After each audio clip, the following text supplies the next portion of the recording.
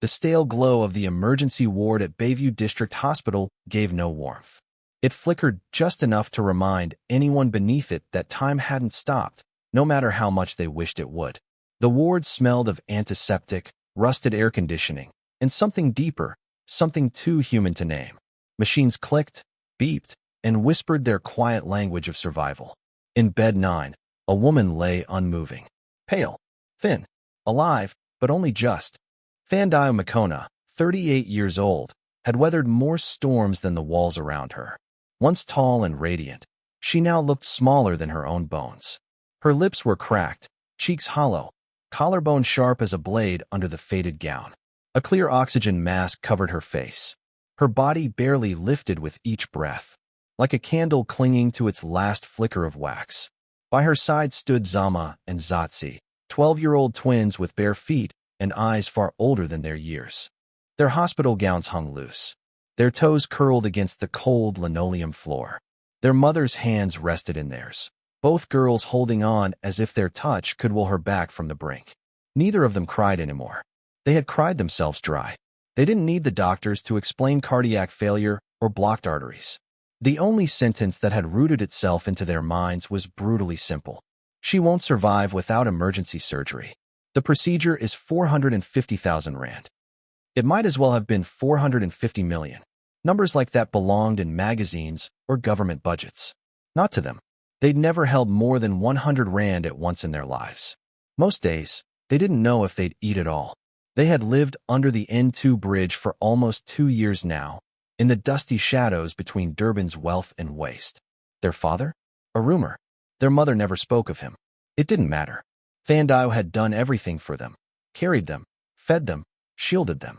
Now, her life was slipping out of reach, and there was nothing left to pawn, beg, or steal. Zatsi pressed her forehead to her mother's shoulder and whispered, "Please, just a little longer." Zama stared at the door, voice barely a breath. "We'll find someone, Mama. We will." It was just past midnight. The nurses changed shifts. A few janitors swept quietly, ignoring the twins like tired shadows. The girls stepped outside the ward eventually, if only because they couldn't bear to listen to the slow rhythm of the monitor anymore. Outside, the hospital entrance was quiet. The moonlit parking lot glittered with dew. Then, with perfect timing, almost too perfect, a dark green Bentley Mulsanne rolled into view. Its tires crunched softly over the gravel as it stopped beneath the hospital's canopy. The driver stepped out first, opened the rear door with professional precision. Out stepped a tall man, mid-40s, dressed in a flawless white coat. His steps were silent but sure. His stethoscope hung like a badge of office. His posture belonged to someone used to decisions carrying weight. Around his wrist, a silver watch glinted under the light. The golden name badge read, Dr. Imran Kumalo, Executive Medical Director. The man paused for only a moment before making his way to the entrance. But in that space of 3 strides, Zama and Zatsi ran forward and dropped to their knees in front of him. "Please, sir," Zama choked out. "Our mama is dying." "We don't have any money," Zatsi added. "Please help us." Their gowns fluttered slightly in the breeze. Their thin hands trembled. Around them, the staff paused. The security guards exchanged glances. The night nurse near reception bit her lip, unsure whether to intervene. Dr. Kumalo froze. And then he saw them. More precisely, he saw their hands. Both girls had a faint, crescent-shaped birthmark just under their right thumbs. Identical. The sight pulled something out of his memory like a blade through silk. 13 years ago. A conference in Nairobi. A hotel rooftop. Red wine. Laughter. A woman. Gorgeous, quiet, strong-willed. Her name was Thandai. One night. No address. No goodbye. And a crescent birthmark on her left wrist. He remembered tracing it with his finger as she slept. His chest tightened. His voice came low and hoarse. "Where is she?" The girls looked up, confused but hopeful. "Come," Zatsi said. "This way." He followed them into the ward, passing through the same corridor he'd walked for years. But tonight, nothing looked familiar. And then he saw her. Thinner. Older. But unmistakable. Thandai Makona. He swallowed hard. Something inside him shifted sharply, like a door creaking open that had been locked for over a decade. Without a word, he turned to the nearest nurse. "Page Theater. Prep for cardiac intervention. Now." "Sir," the board. I'll sign off on everything. Get my team. 20 minutes. He turned back to the twins. She'll be okay, he told them. Stay here. I promise. The girls nodded numbly, unable to comprehend the sudden shift, only clinging to the hope in his voice like it was the last rope over an ocean. Dr. Kumalo moved quickly, but not to the oar. Instead, he headed straight to his private lab. Under the cover of clinical necessity, he had blood samples drawn from the girls, ostensibly for nutritional screening and immunity profiling. No one questioned him, but he knew what he was testing for. Within hours, the surgery began. Thandai was unconscious but stable enough for intervention. The cardiac team worked in silence, focused and fast. Dr. Kumalo watched from outside the observation glass, arms folded. But his mind wasn't on the scalpel or the monitor. It was on the past. On Nairobi. On a night he'd spent a decade trying to dismiss as a beautiful, half-remembered dream. He thought of the moment he woke and found her gone. No name at the hotel desk. No phone number. He never even knew her surname. And now, here she was, broken and nearly gone. And the twins. The birthmarks. The timelines. The questions. He left the glass and returned to his office. He didn't eat. Didn't rest. He just stared at the DNA test panel as it processed. At 4:17 a.m. The screen blinked. Match confirmed. Paternity, 99%. He sank into his chair, hands trembling. The silence of the office felt like punishment. He was their father, and they had begged him on their knees. The sun had not yet risen over Durban's hazy coastline when Dr. Imran Kumalo finally stood from his chair. His back ached. His eyes were bloodshot. The DNA test result sat in front of him like a verdict handed down by a judge he never met.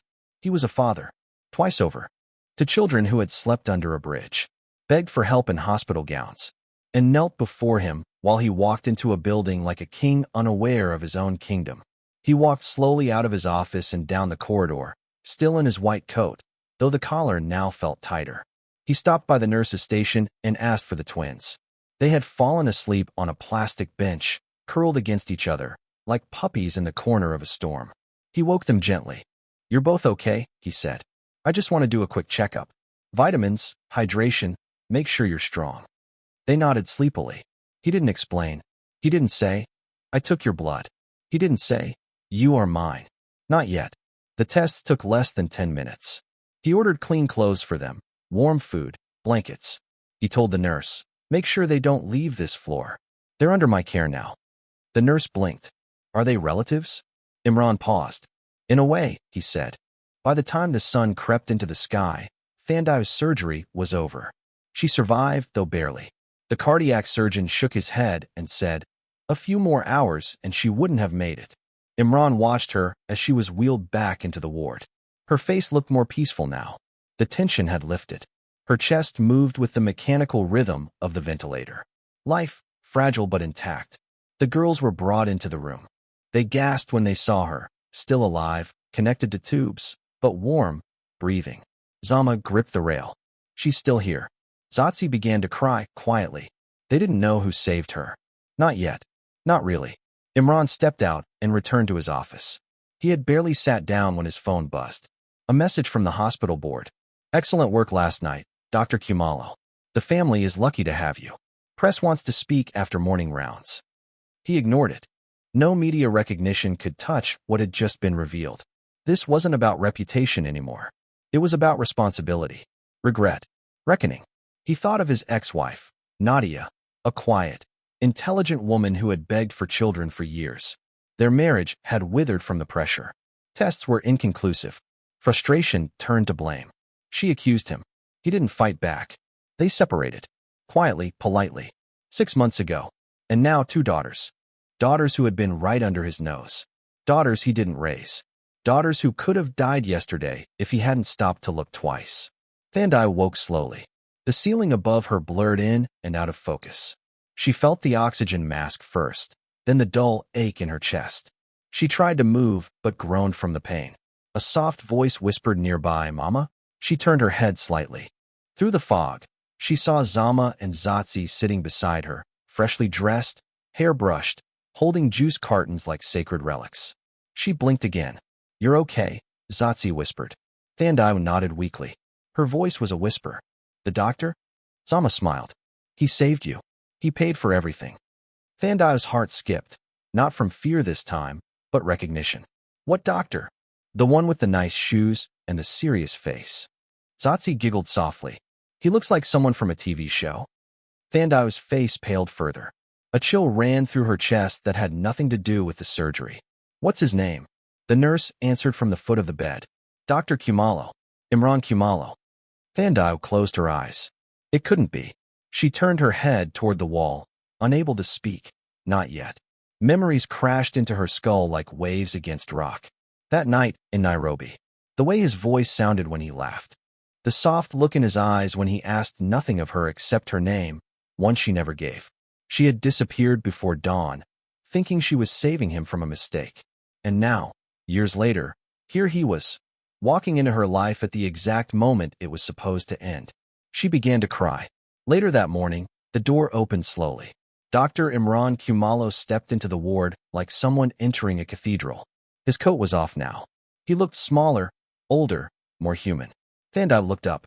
Their eyes locked. Neither spoke for a long moment. Then, softly, she said, Imran. He nodded. She cried. You saved me. He moved to her side, took her hand gently, not sure if he had the right. I didn't recognize you at first, he said. But when I saw the girls. She nodded, her lips trembling. They're yours, aren't they? He asked. She didn't answer with words. Only a long, slow breath and a silent tear down her cheek. That was enough. He sat by her for nearly an hour. She told him everything in fragments. The pregnancy, the panic, the man she eventually married, Sibu Siso, a kind, patient mechanic who had accepted the girls as his own. Their simple life. His sudden death in a car accident. And then, her brother-in-law, Elias. He took everything, she said. The house, the car. Said I was cursed. Said the girls weren't really Sibu Siso's and that I'd brought shame to the family. Imran's jaw tightened. She continued. We were thrown out. Slept behind the train station. I sold what I could. Begged. And then, I got sick. Her voice broke. I failed them. I failed. No, he said firmly. You kept them alive.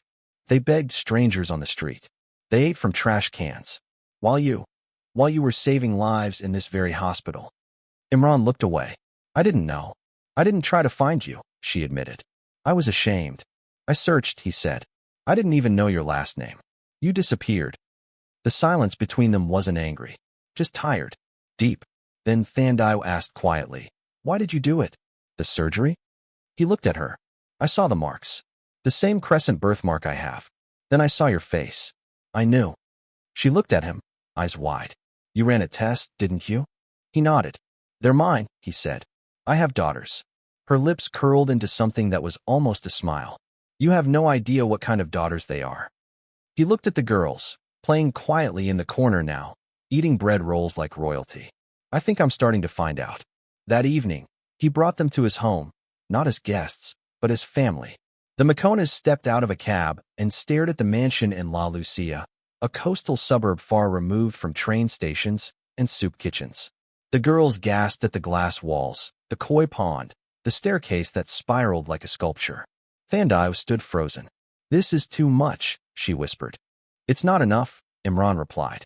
Inside, the girls explored cautiously, touching chandeliers, bouncing gently on sofas, staring wide-eyed at the smart fridge.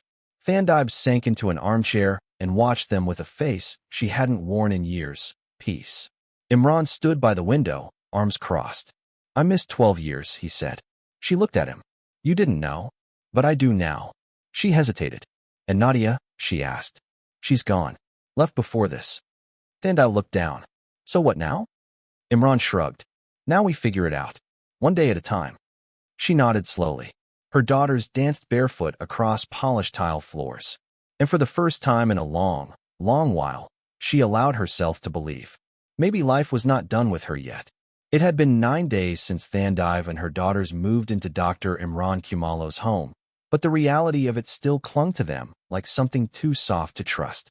The mansion in La Lucia hummed with silence and space, long hallways echoing with the sound of cautious feet and whispers that didn't want to disturb a dream.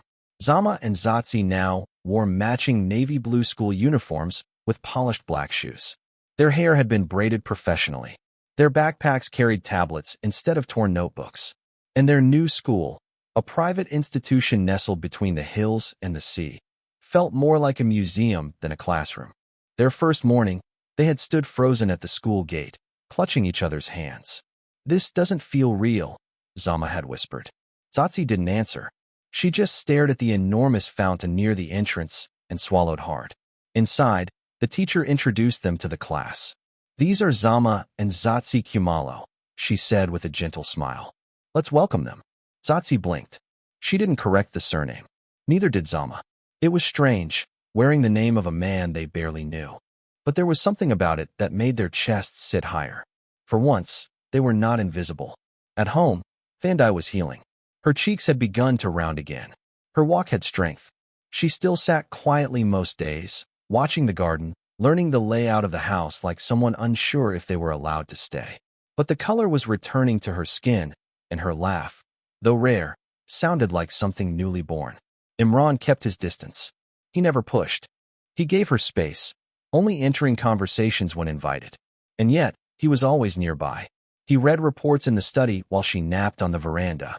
He took dinner in the kitchen so the girls wouldn't feel like guests.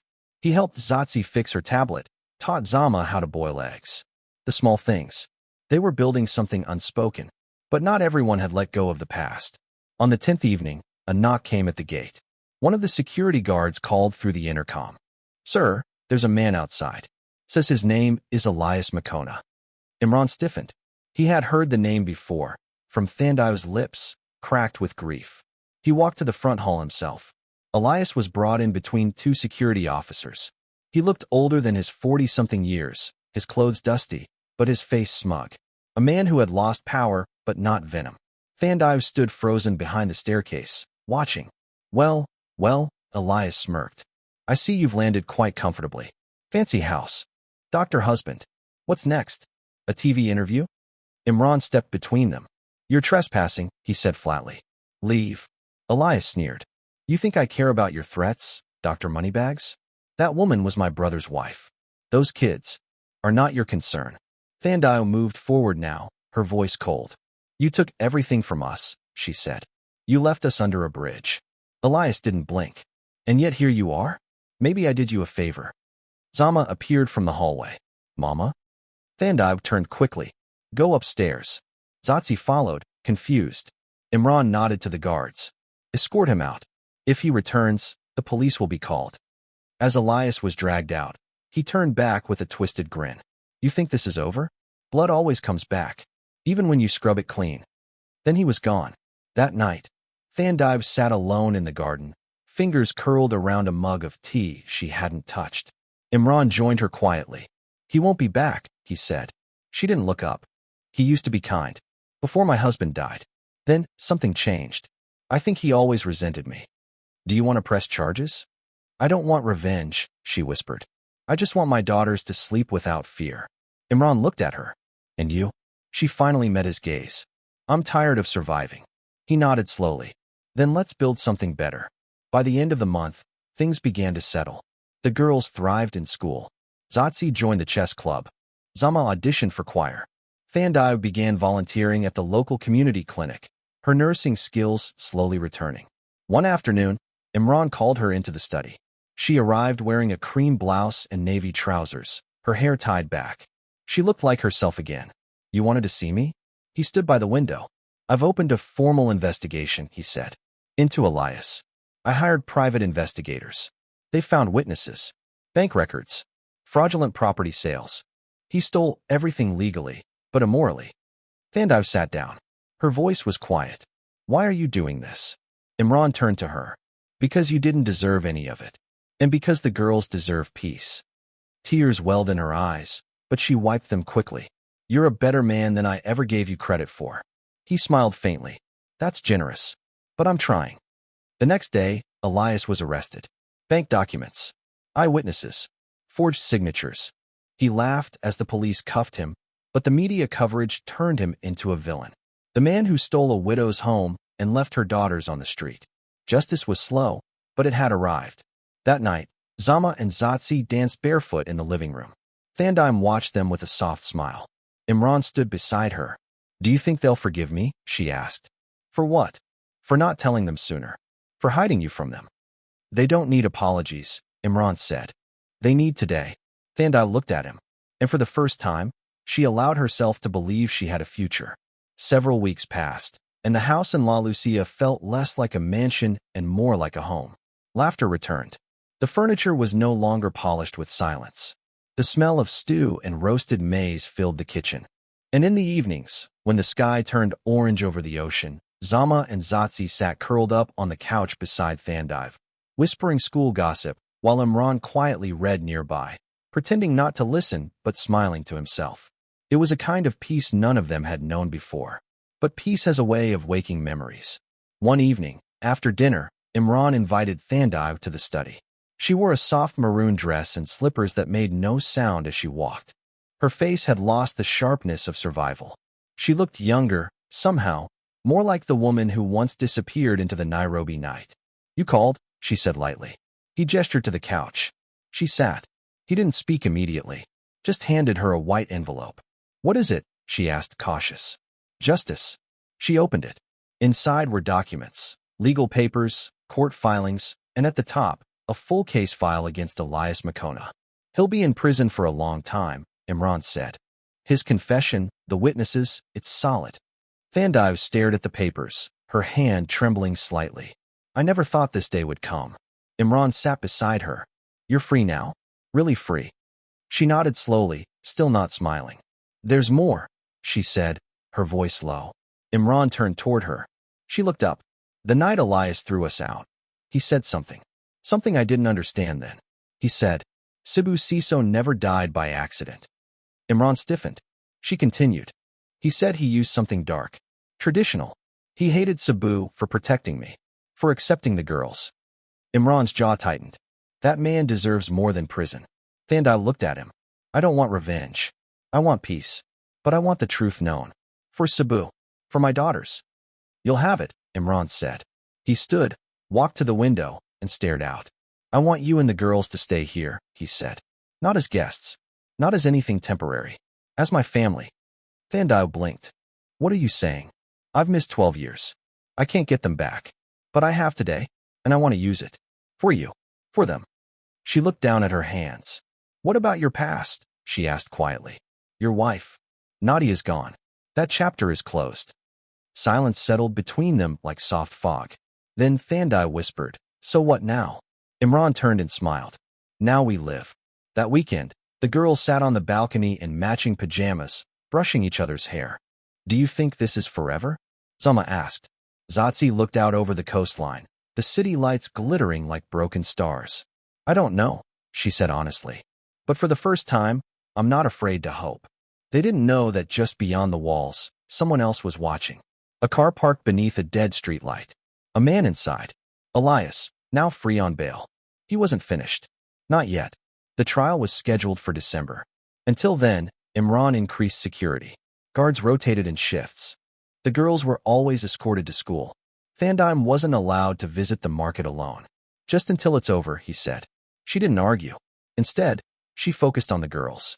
On preparing them for midterms. On teaching them to fold laundry properly. On baking banana bread. And when the nightmares came, Zama crying in her sleep, Zatsi waking in cold sweats, she was there. Strong. Gentle. Present. One night, Imran found her crying in the kitchen. She wiped her eyes quickly. I thought we were past this, she whispered. He didn't answer. Just hugged her. They stood like that for a long time. In court, Elias tried to play the fool. Claimed illness. Claimed amnesia. But the evidence was too strong. The witnesses too clear. The recordings damning. He was sentenced to 22 years in prison. No parole. That evening, Thandai stood on the balcony, sipping warm tea as the sun dipped below the Indian Ocean. Imran joined her. It's over, he said. No, she replied softly. It's just beginning. A year had passed. The sun streamed softly through the tall glass of the breakfast room in La Lucia. The scent of fried plantain, fresh bread, and cinnamon tea floated through the house. The Kumalo home was no longer a quiet place. It pulsed with life. In the nursery, Thandai cradled a newborn boy, his tiny hands curled against her chest. She hummed to him while swaying slowly, barefoot on the wooden floor. His name was Litho, a gift. Imran stood at the doorway, coffee in hand, watching silently. You spoil him already, he said. She smiled, tired but glowing. You're one to talk. Who bought 5 stuffed elephants for one child? He walked in and kissed her forehead. He's our second chance. Down the hall, a wall of portraits told a silent story. At the center, their wedding photo. Thandai in a lace gown, Imran in a charcoal suit. On either side stood Zama and Zatsi, no longer girls. Women, daughters. In matching peach dresses, eyes glowing with a pride words couldn't hold. Below that photo, a newer one. Graduation day. Zama and Zatsi in black gowns and velvet caps, each holding a medical degree from the University of Cape Town. Dr. Zama Kumalo, Dr. Zatsi Kumalo. Their journey from street to stethoscope had made national headlines. And now, they worked at the clinic named after a ghost from their past. The Cebu Siso Hope Foundation, built on a recovered plot of land that Elias had tried to bury in silence. The day of the clinic's grand opening was clear and warm. Reporters came. Dignitaries stood beside schoolchildren. A local choir sang under a tent. Imran gave a speech. Thandai held Litho in her arms. But it was Zama and Zatsi who stood at the front, microphones in hand, voices steady. We were once forgotten, Zama said. Once afraid, Zatsi added. But love found us, they said together, and gave us life again. The crowd erupted in applause. Behind the stage, Thandai leaned against Imran. You gave them that, she said. He shook his head. You did. You survived. I just showed up late. She looked at him, and for the first time, she said the words she'd never dared before. Thank you for coming back. Months passed. Zama fell in love with a marine biologist named Cabello, quiet and thoughtful. Zatsi met Namvalo, a surgeon from Joburg with a wild laugh and a fierce heart. Both relationships blossomed like late summer flowers. And then came the weddings. A double ceremony held at a coastal vineyard in Stellenbosch. Zama wore green, Zatsi deep purple. They danced down the aisle with their partners under golden lanterns, barefoot on the grass. Thandai sat beside Imran, holding his hand. Our daughters, she whispered. They changed everything. Years later, Zama became head of pediatric surgery at a major hospital. Zatsi led mobile cardiac units into rural areas. Both women appeared regularly on television. They gave talks, wrote books, mentored others. And when asked how it all began, they always said the same. We were under a bridge, but someone looked twice and remembered our mother's face. One afternoon, Imran sat on the front porch, Litho, now 5, on his lap, drawing monsters with crayons. Thandai brought them lemonade. I used to wonder if life could give me peace, she said. And now, she looked out over the lawn, where Zama's twins played with Zatsi's daughter under the jacaranda tree. I don't have to wonder anymore. Imran kissed her hand. This is home.